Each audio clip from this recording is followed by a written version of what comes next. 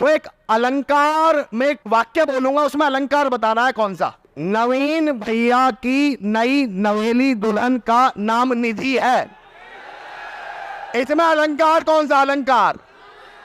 अनुप्रास अलंकार। क्या? अच्छा अगले में बताओ, अगले में बताओ। जब से नवीन भैया की जिंदगी में निधि आई है, उनके बैंक अकाउंट में निधि बढ़ने लगी है। यह कौन सा अलंकार है बताओ? यमक अलंकार, जहां एक ही शब्द दो बार आए पर अर्थ भिन्न भिन्न। तो अब आप तैयार हो जाओ, जिन्हें मैं बुलाऊंगा उन्हें बच्चों के करियर की नैया का खिवैया कहते हैं, और मझधार में डूबी हिम्मत का पार लगैया कहते हैं। और सब्जेक्ट पढ़ाने वाले टीचर तो लाखों हैं यारों, जो बच्चों के दिलों पे राज करे उन्हें नवीन भैया कहते हैं। नवीन भैया, ओवर टू यू, जोरदार तालियों के साथ नवीन भैया। क्या नाम है? I love you, I love you, I love you, I love you, RWA, RWA। Naveen भाई over to you. Thank you भाई। पहले सारे बैठ जाओ एक बार। फोटो सच में बताना क्यों खींचना चाह रहे हो, मतलब क्या करोगे फोटो का? RWA जिंदाबाद फोटो खींचने से हो जाएगा क्या, या आपके सेलेक्ट होने से होगा? तो मेरे हिसाब से इस फोटो खींचने का तो कोई अर्थ है नहीं। पहले तो मैं भाई ने क्वेश्चन पूछा, उधर भाई कौन थे, उन्होंने क्वेश्चन पूछा था कि मैं कोई एक सब्जेक्ट तैयार करता हूँ तो कोई दूसरा सब्जेक्ट छूट जाता है। दरअसल में जब हम लोग मीटअप करने आते हैं तो उस मीटअप का सबसे बड़ा उद्देश्य ये नहीं होता कि हम लोग आपके पास फ़ोटो खिंचवाने आ रहे हैं, या हमें कोई एक अजीब खुशी मिलेगी या विशेष खुशी मिलेगी कि आप हमारे साथ फ़ोटो खींचे। वो अनुभूति हो सकती है उसकी, लेकिन उसका असली उद्देश्य ये है कि शायद कहीं ऐसा कुछ प्रश्न तो नहीं है कि चाहे हमारी कॉलिंग टीम बेशक कितना भी काम करती हो तब भी छूट जाता हो। जैसे एक भाई ने अभी बिहार से बताया कि उनका फॉर्म भरते टाइम डिस्ट्रिक्ट का गलत चुनाव हो गया। तो ये मीटअप का उद्देश्य ये है कि आप उन बातों को पहुंचाएं जो ज़रूरी हैं, जो स्टूडेंट्स के भविष्य के लिए ज़रूरी है। इसका बिल्कुल उद्देश्य ये नहीं है कि आप मेरी कोई तारीफ़ करें। प्लेटफॉर्म की तारीफ़ करने के लिए आपको उस प्लेटफॉर्म को आपने इतना प्यार दिया है कि वो पूरे भारत भर में एक विशेष पहचान रखता है, और वो आपके प्यार की वजह से ही।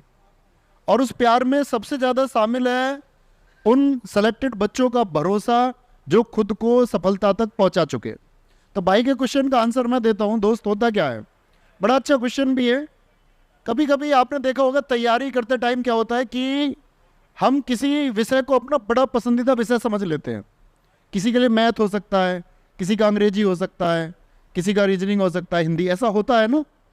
हम कोई एक विषय को अपना एक पसंदीदा विषय मान लेते हैं, और जिसको हम पसंदीदा समझते हैं उस पर हम वक्त भी ज़्यादा देते हैं।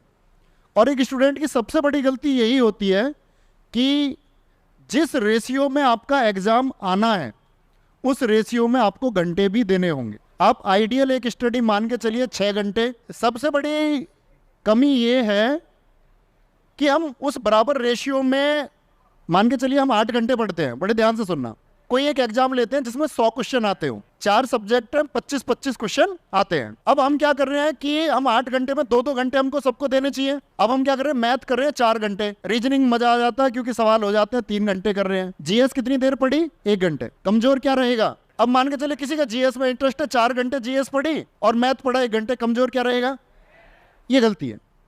बराबर टाइम दो, और जब लगे कि मेरा जो सब्जेक्ट है अब इस पर कमांड बन गई है, रीजनिंग के लिए अब 2 घंटे देने की जरूरत नहीं है क्योंकि रीजनिंग पर मेरी कमांड अब बन चुकी है, तो रीजनिंग को 1 घंटे कर दो।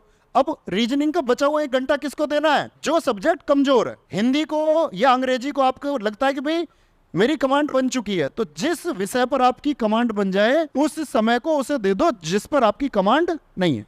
तैयारी का मूल नियम तो ये है। आपको मैं बताऊं कि माँ, पिताजी, घर की हालत, स्थिति जिसको देखनी होती है ना भाई, वो बिगर किसी के कहे देखेगा। मेरे कहने से तुम अपने घर की स्थिति देखोगे, तुमसे बड़ा मूर्ख कौन है फिर? अगर मेरे कहने से तुम पढ़ने बैठोगे, कोई बोले जी मुझे तो आपका चेहरा देख के मोटिवेशन आता है और मुझे बहुत अलग लेवल का जुनून आता, तो सबसे बड़ा मूर्ख है फिर। तो भाई सबसे पहले तो दिखावा करना बंद करना होगा। अगर मैं कहूं उत्साह उसके अंदर है जो अपने परिवार को शारीरिक, सामाजिक और आर्थिक मजबूती दे सकता है। आपका परिवार सुरक्षित कब होगा?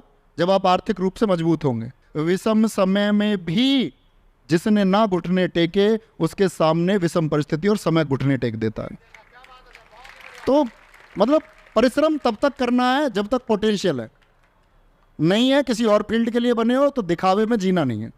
तो बस एक छोटा सवाल है मेरा, बिना किसी शोर शराबे के जवाब देना कि कर जाओगे ना? और एक यस बहुत जबरदस्त आनी चाहिए, करके दिखाओगे ना? तो करके दिखाना है और सफल हो जाना है। ख्याल रखिए। नमस्ते।